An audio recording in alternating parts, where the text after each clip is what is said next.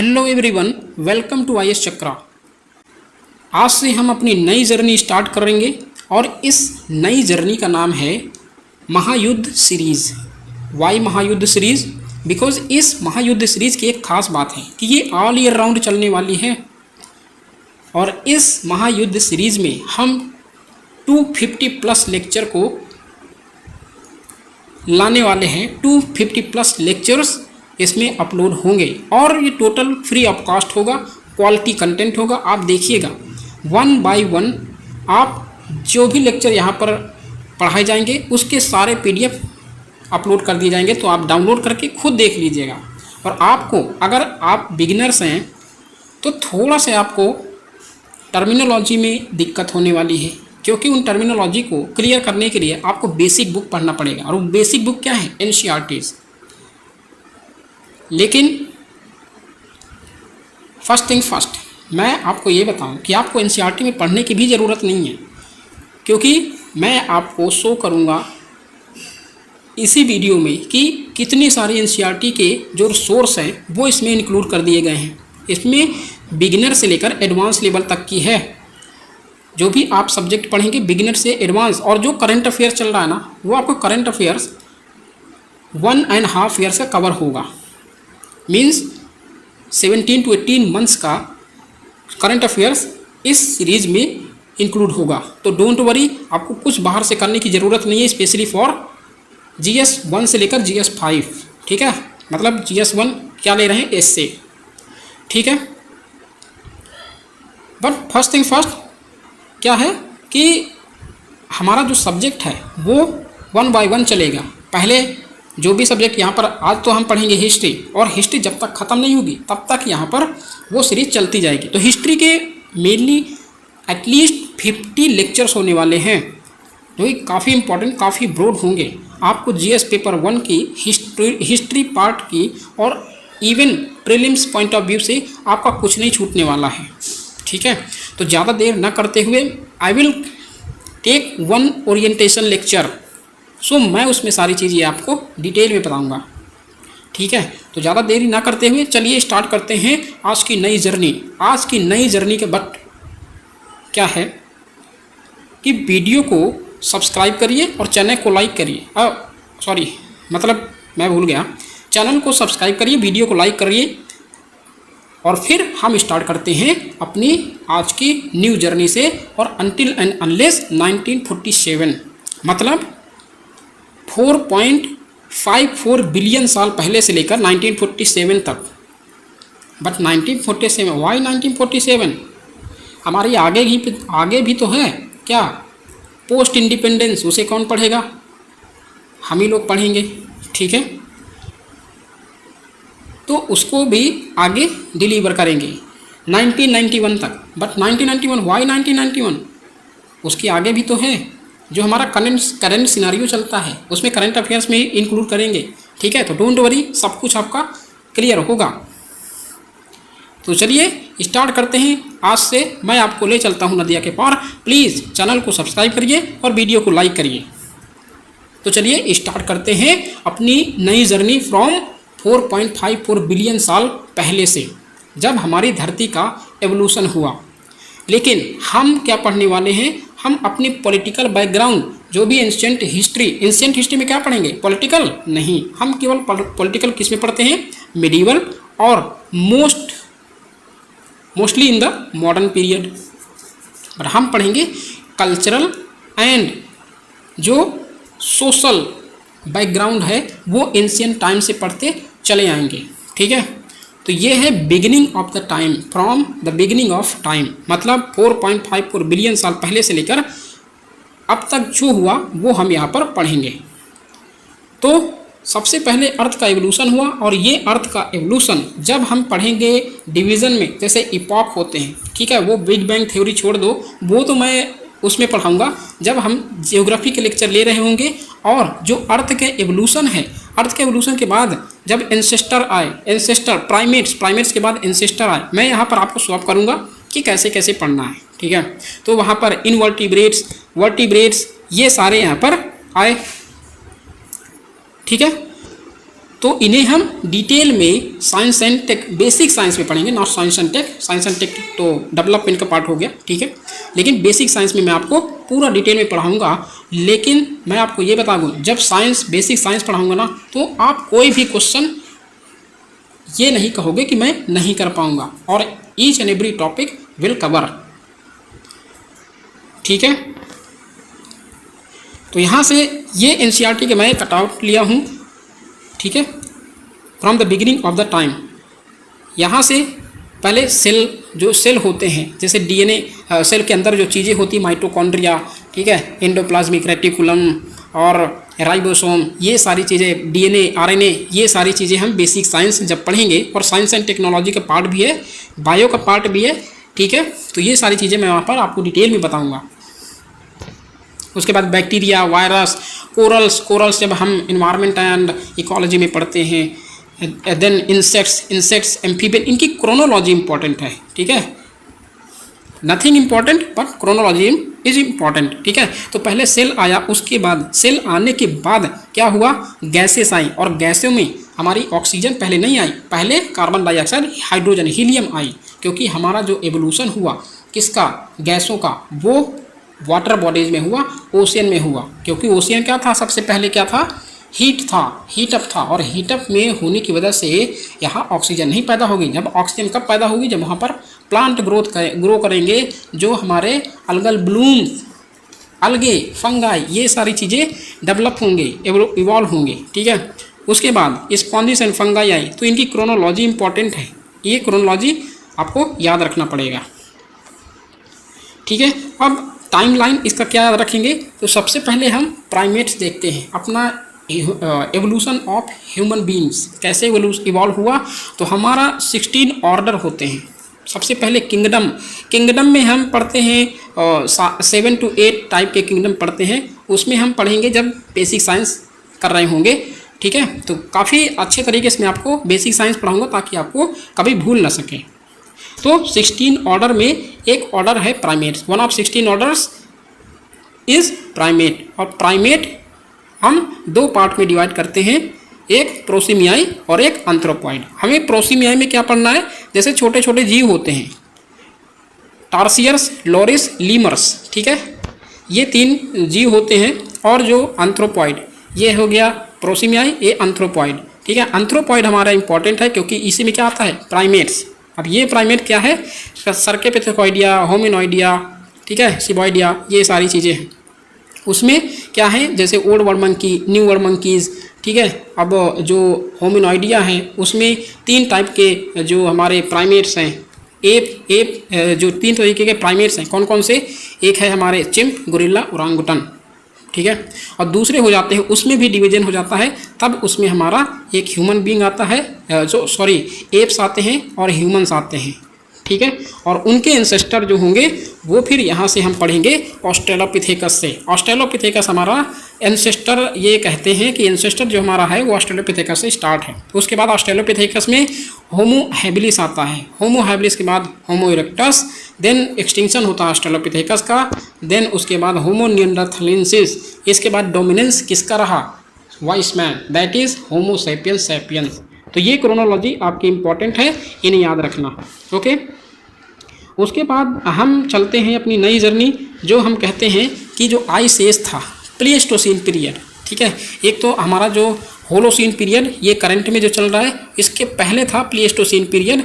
Last में जो हम पैलियोलिथिक पीरियड पढ़ेंगे ना आगे चल के, उसमें हमारा प्लेस्टोसीन पीरियड आता है।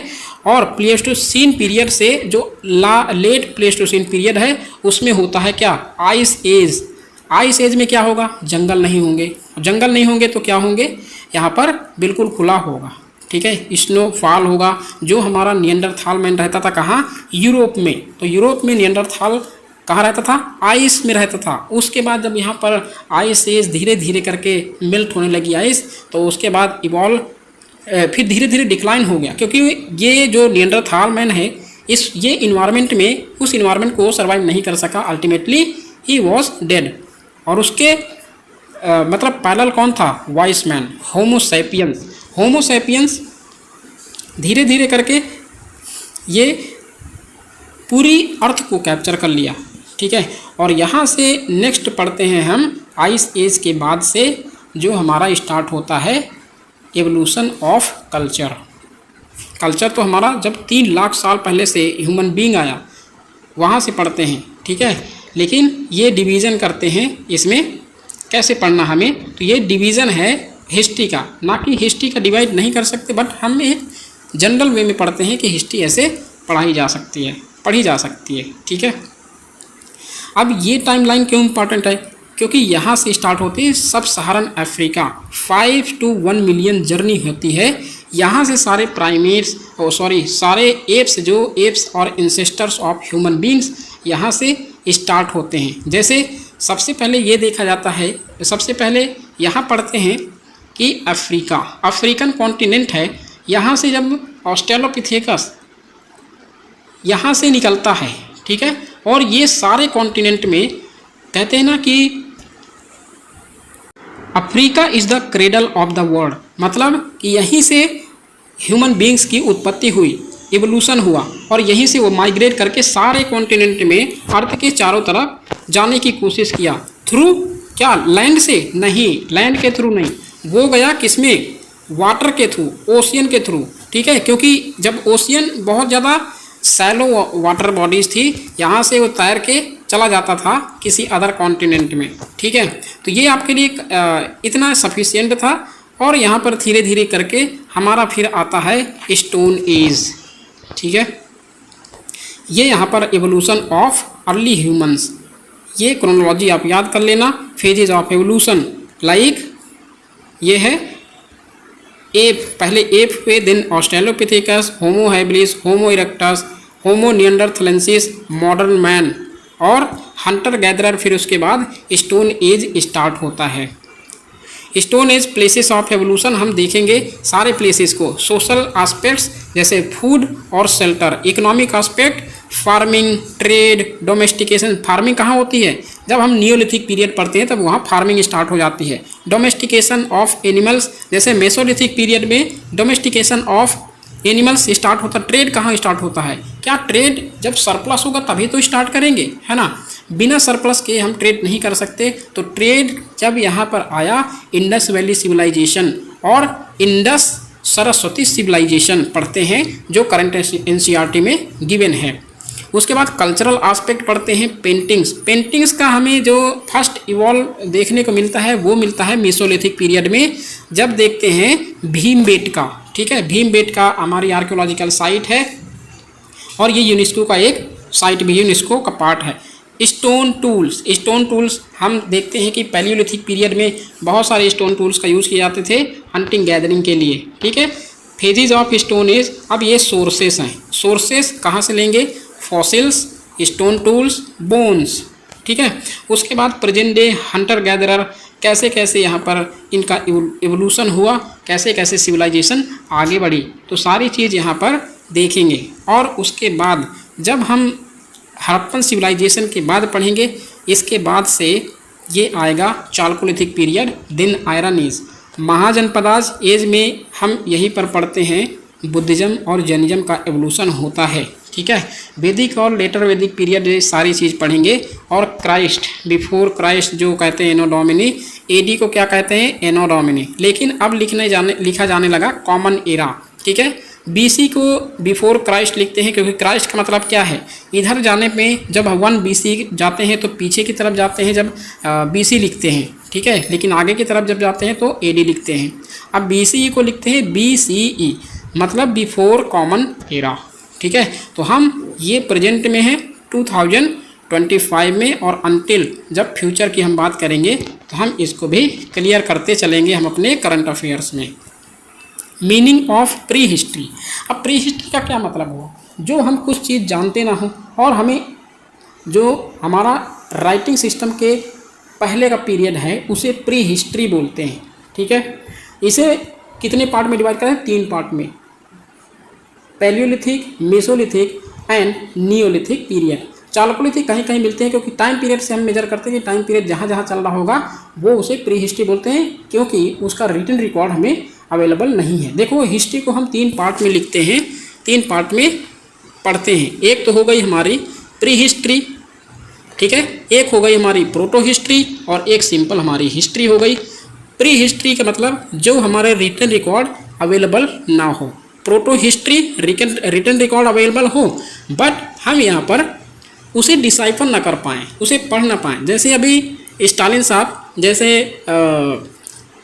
चीफ मिनिस्टर ऑफ तमिलनाडु को चीफ मिनिस्टर ने ये अनाउंस किया कि जो भी इंडस वैली स्क्रिप्ट को पढ़ लेगा उसे $1 मिलियन का क्या मिलेगा, प्राइज़, ठीक है। और हिस्ट्री मतलब ये इंडस वैली स्क्रिप्ट जो हम रिटन रिकॉर्ड तो अवेलेबल है बट उसे पढ़ने के लिए अनेबल है, ठीक है। यहाँ विलियम जोन्स और दयाराम साहनी इन्होंने बहुत कोशिश की लेकिन इसके स्क्रिप्ट को नहीं पढ़ पाए।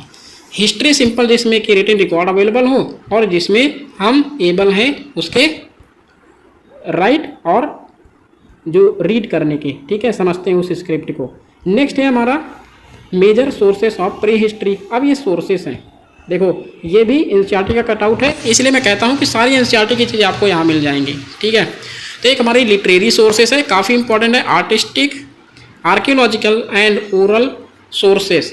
ओरल सोर्सेस जैसे जीनियोलॉजी, फॉकलोर, और जो हमारा लिटरेरी सोर्स जैसे इंडियन लिटरेरी और फॉरेन, दो टाइप के हैं। तो वेदास, इतिहास, पुराण, ठीक है, पोएम एंड प्लेज जैसे कालिदास ने बहुत सारी पोएम्स और प्लेज को लिखा, ठीक है। और फॉरेन जैसे ट्रैवलर्स ने हिस्टोरिकल क्रॉनिकल्स यहाँ पर अवेलेबल हैं, तो वो फॉरेन अकाउंट्स होगा जो फॉरेनर्स ने लिखा है।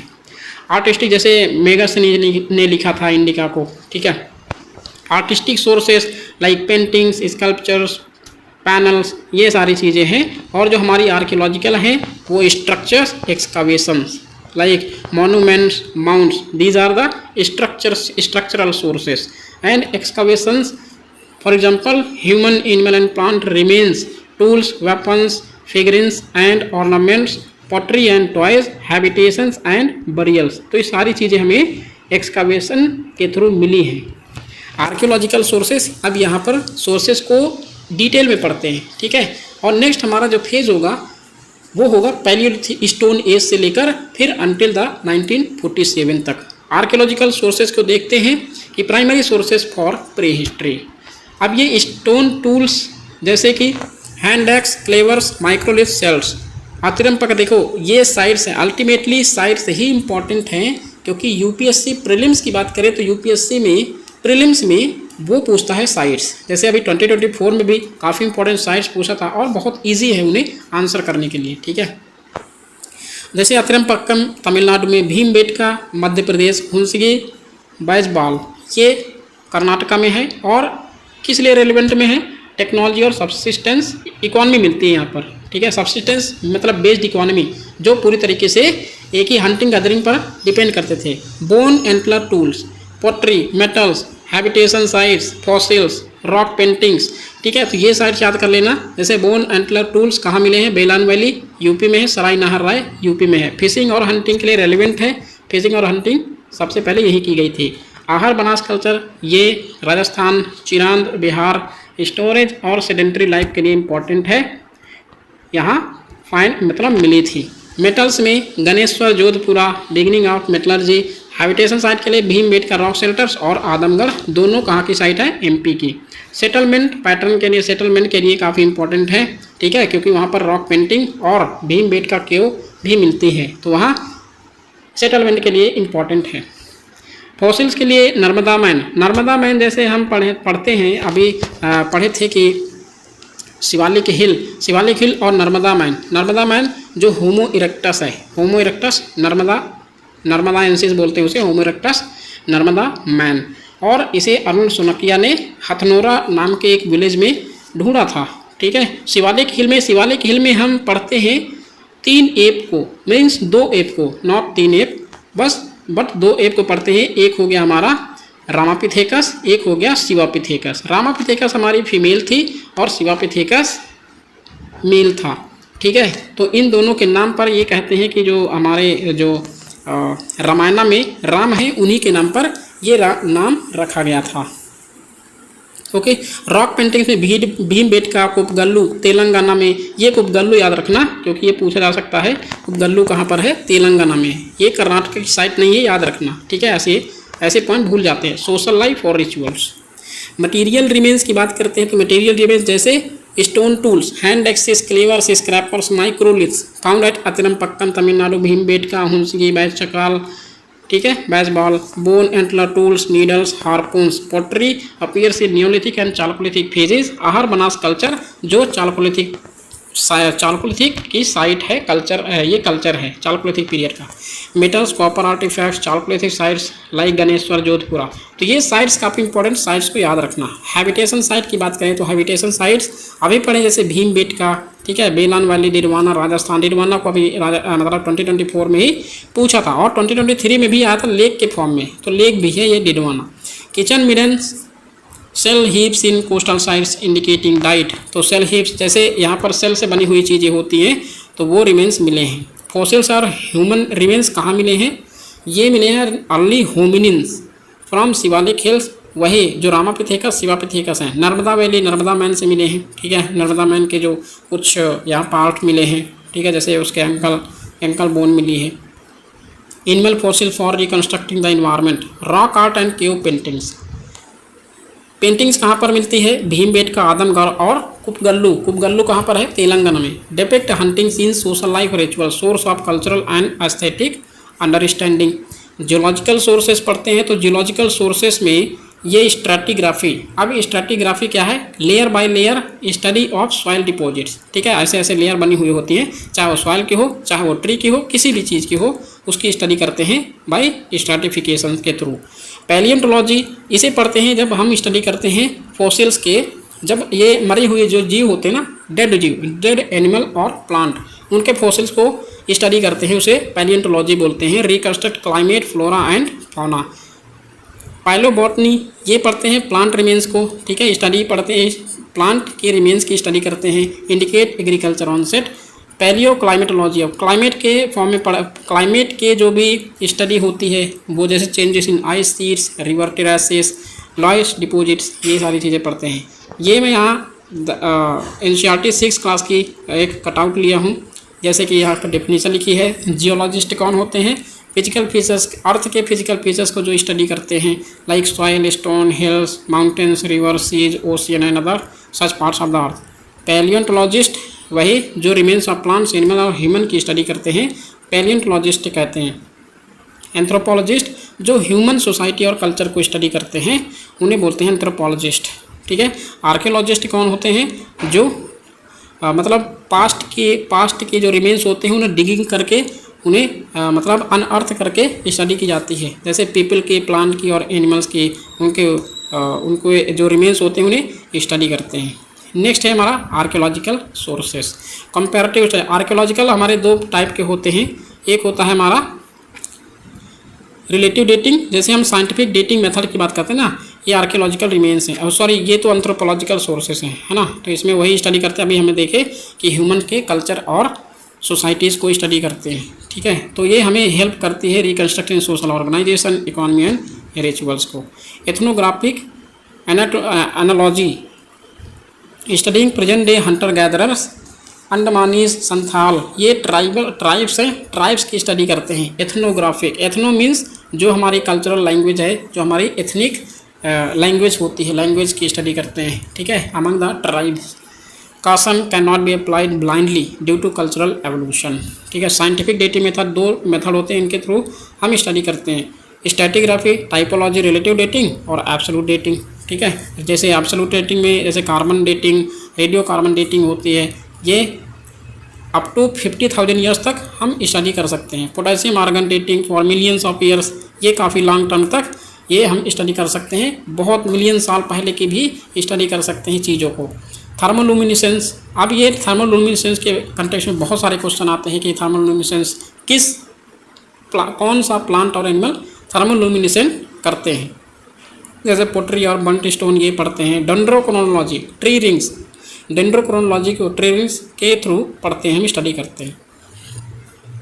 देखो मीन्स 2017 में क्वेश्चन आया था, highlight the importance of the rock cut architecture in India and discuss the socio religious life revealed from them, ठीक है। तो भीमबेटका कंटेक्स्ट में जो हम आगे चल के पढ़ेंगे वो आपको ये रॉक कट आर्किटेक्चर क्लियरली समझ में आएगा। ये रॉक कट आर्किटेक्चर किसका पार्ट है? ये पार्ट है हमारा स्टोन एज का। ठीक है, 2013 में क्वेश्चन आया discuss the Palaeolithic, Mesolithic and Neolithic. जब हम ये स्टोन एज पढ़ेंगे तब ये क्वेश्चन आप बहुत ईजी तरीके से सॉल्व कर सकते हो।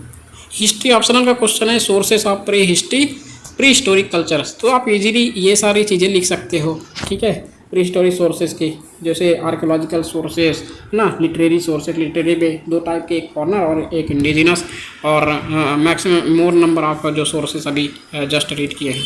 पीरियोडाइजेशन ऑफ इंडियन प्री हिस्ट्री। अब पीरियडाइजेशन ये सबसे इंपॉर्टेंट होगा। तो पीरियड कितने हैं हमारे? मेनली 3 टाइप के पीरियड होते हैं प्री हिस्ट्री के। एक होता हमारा पैलियोलिथिक। पैलियोलिथिक जो है वो 3 पार्ट में डिवाइड होता है। एक early Palaeolithic period, old stone as जिसे बोलते हैं, ठीक है, एक मिडिल और एक लेटर, और अपर पैलियोलिथिक बोलते हैं उसे। ठीक है, तो ये पीरियड है, इसमें पढ़ेंगे डिटेल में। ठीक है, जब इन पीरियड्स को पढ़ेंगे तो पीरियड है palaeolithic age, old stone age. 2 million से 10,000 BC तक के बीच का जो टाइम पीरियड उसे पैलियोलिथिक एज बोलते हैं। इसमें जो की फीचर्स हैं, hunter gatherers, no pottery, no agriculture, crude stone tools, hand axe, cleavers, use of fire के सेल्टर्स, ये सारे हैं। इसमें इंपॉर्टेंट क्या है? इसकी साइट्स, जैसे लोअर पैलियोलिथिक में अतरमपक्कम, ईसमपुर, सोन वैली पाकिस्तान में है। ठीक है, मिडिल में भीमबेटका, नेवासा, अपर में बेलन वैली और पाटनी, ठीक है, महाराष्ट्र में है। तो ये साइट्स इंपॉर्टेंट है। मेसोलिथिक एज में, मिडिल स्टोन एज में जब 10,000 to 8,000 BC के अराउंड पढ़ते हैं, कहीं कहीं 4,000 BC में भी किसी भी कहीं कहीं रीजन में मिलता है। इसमें जो की फीचर्स है वो है माइक्रोलिथिक। माइक्रोलिथ जो स्टोन टूल्स है वो यूज करने लगते हैं, तो बड़े बड़े एनिमल्स को यहाँ हंट करते हैं। ठीक है, domestication of animals, semi sedentary life, rock art. ठीक है, इसके जो इम्पोर्टेंट साइट्स हैं बागोर राजस्थान में है, लंगनाज गुजरात में, आदमगढ़ MP में है। न्यूलिथिक एज की बात करें तो neolithic age, new stone age 8,000 to 2,000 BC पढ़ते हैं, रीजनली वेरीड, काफ़ी ज़्यादा वेरी करती हैं। जैसे यहाँ पर एक की फीचर्स क्या है? Forest tools, agriculture, pottery, permanent settlement, domestication of animals, तो ये सारी चीज़ें यहाँ पर देखने को मिलती हैं। आगे डिटेल में सारी चीज़ें पढ़ेंगे। मेहरगढ़ बलूचिस्तान, चिरांद बिहार, बुरजहोम जम्मू एंड कश्मीर। देखो मैं यहाँ पर बहुत जल्दी जल्दी क्यों कर रहा हूँ, क्योंकि हमें ये उतनी ही इंपॉर्टेंट है कि बहुत हार्डली क्वेश्चन यहाँ से पूछा जाता है UPSC के द्वारा, लेकिन ऑप्शनल के लिए काफ़ी इंपॉर्टेंट है ये। ठीक है, Chalcolithic as, copper stone age, तो ये 3000 BCE to 500 BCE पढ़ते हैं चालकोलिथिक पीरियड में।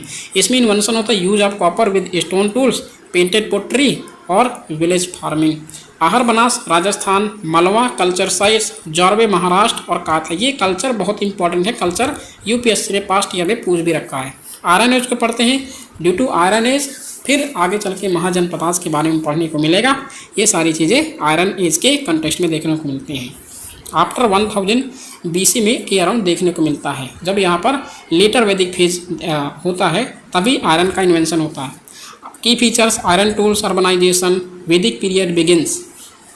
ठीक है, मतलब लेटर वैदिक period begins. Painted grey ware sites Haryana में मिलता है, UP का पार्ट था जो। Megalithic sites in south India. ठीक है, अब ये है 2004 हिस्ट्री ऑप्शनल में क्वेश्चन आया था, discuss the periodisation of Indian pre history and its limitations. GS में नहीं है, GS में भी आ सकता है, ऑप्शनल में ये पूछा था। क्विक रिवीजन के लिए Palaeolithic, big stone tools, Mesolithic, microlith. अब माइक्रोलिथ यहाँ पर यूज किया था, मैंने पहले ही बताया। ठीक है, न्यू में न्यू लाइफ, एग्रीकल्चर, पोट्री का यूज मेंशन हुआ। चालकोलिथिक में कॉपर टच, कॉपर एज का, कॉपर स्टोन, कॉपर और आयरन का यहाँ पर देखने को मिलता है। आयरन एज भी उसके बाद मिलता है। ठीक है, आयरन एज मेटल मास्टरी।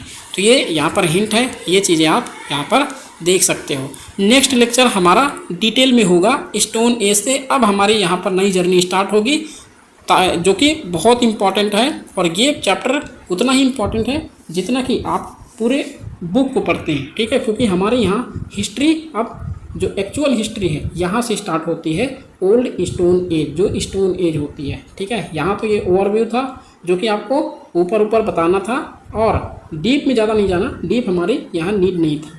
ठीक है, जो भी यहाँ पर 90% पार्ट है वो बायोलॉजी का पार्ट है। बायोलॉजी में मैं यहाँ पर सारी चीज़ें डिटेल में आपको बताऊँगा। ठीक है, जब बायोलॉजी पढ़ेंगे। तो हमारा पहला लेक्चर यहीं पर ख़त्म होता है।